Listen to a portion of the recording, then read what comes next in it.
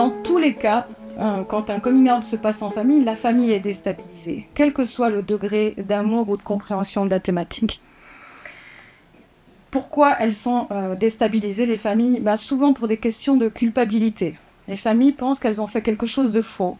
Donc déjà, notre idée, c'est de leur montrer que la situation n'est pas si grave et que personne n'est responsable de rien et que peut-être que ce qui se passe, c'est chouette. Donc ça, c'est notre premier travail de déculpabilisation.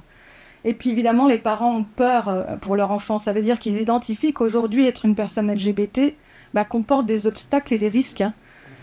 Et puis aussi la peur du regard des autres, comment je vais faire face à ma famille ou ma communauté. Et oui, les parents font des coming out également en révélant l'orientation sexuelle et l'identité de genre de leur enfant. Et ils essuient aussi les réactions des personnes. Donc il y a comme un terrain empathique qui se crée à ce moment-là, qui est aussi nécessaire pour le cheminement des parents.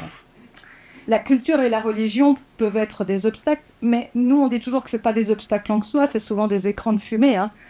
En tous les cas, ce qu'on va travailler en premier avec les familles, c'est qu'est-ce que les familles comprennent de la thématique, quelles connaissances elles en ont et quels préjugés parfois. Et en amenant de la connaissance, on avance déjà d'un pas dans le travail avec les familles.